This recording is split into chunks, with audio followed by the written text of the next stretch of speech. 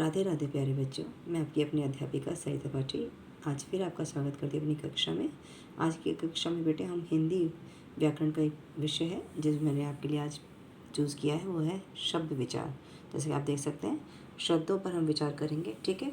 और पर उससे पहले मैं शब्द की परिभाषा आपको बताना चाहती हूँ। शब्द होते क्या हैं बेटे? शब्दों का अब भाषा में बहुत विशिष्ट स्थान है।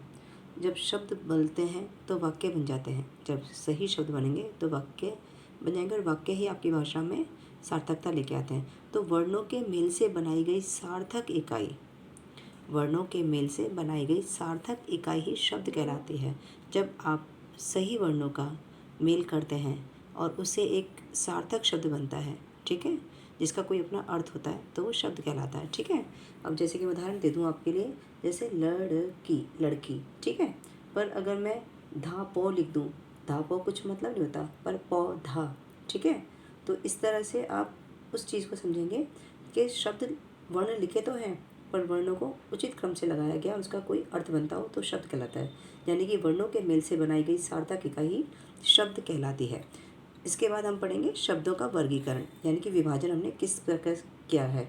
तो शब्दों का वर्गीकरण 5 आधारों पर करा गया है, जैसे कि आप देख सकते हैं। प्रथम है रचना के आधार पर, द्वितीय उत्पत्ति के आधार पर, तृतीय अर्थ के आधार पर, चतुर्थ प्रयोग के आधार पर, और आपका पंचम है व्याकरणिक प्रकार्य के आधार पर। एक एक करके बेटे इसके बारे में आपको आज की कक्षा में बताऊंगी। पहला जो आपका है रचना के आधार पर, जैसे कि आप देख सकते हैं रूढ़, यौगिक और योग रूढ़, ठीक है बच्चा।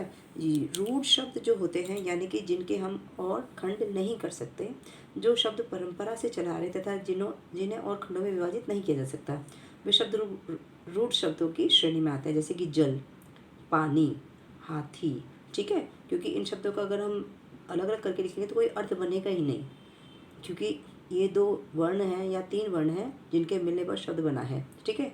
अगर अब हम दूसरी बात करें कि यौगिक शब्द क्या होते हैं? जिन्हें सार्थक खंडों में हम विभाजित कर सकते हैं। जैसे कि आप यहाँ पे देख रहे हैं, जिन्हें सार्थक खंडों में हम विभाजित कर सकते हैं, यानी कि जिसके हम टुकड़े करें तो उसका अपने दोनों का ही अलग अलग अर्थ बनता हो। जैसे प्रयोग जमा शाला, ये प्रयोग का भी अलग अर्थ होता है, शाला का भी अर्थ होता है। रेल जमा गाड़ी, रेलगाड़ी, ठीक है। तो आपके पास एक नया शब्द आ रहा है, और अगर आप इसका खंड करेंगे तो उनके दोनों के सार्थक शब्द बनेंगे, इसलिए इनको हमने योग, यानी कि इन 2 शब्दों के योग से बना है। तीसरा है योग रूढ़, ठीक है। योग रूढ़ जिसके बारे में मैं बता दूं कि जिन यौगिक शब्दों से किसी विशेष अर्थ का बोध होता हो, उन्हें योग रूढ़ कहते हैं, ठीक है। ये यौगिक तो हैं, पर इनका अर्थ सामान्य ना होकर कोई विशिष्ट अर्थ दे देता है, ठीक है। तो इन्हें योग रूढ़ की श्रेणी में कहा जाता है। अधिकतर ये जो शब्द होते हैं, इनको हम पौराणिक ग्रंथों में पढ़ते हैं। जैसे कि आप देख लीजिए, दशानन, हिमालय, पीताम्बर, 10 जमा आनंद, 10 है सिर जिसके, अर्थात रावण, ठीक है। तो 10 आनंद, 10 सिर वाला, 10 जमा आनंद, 2 अलग अलग शब्द हैं, पर हम किसी और तीसरे की ओर संकेत कर रहे हैं, यानी कि रावण की ओर, ठीक है। पीताम्बर यानी कि पीला वस्त्र, पीले वस्त्र को धारण करने वाले कौन है? वो श्री कृष्ण, ठीक है। तो ये आपके योग रूढ़ शब्द हो गए।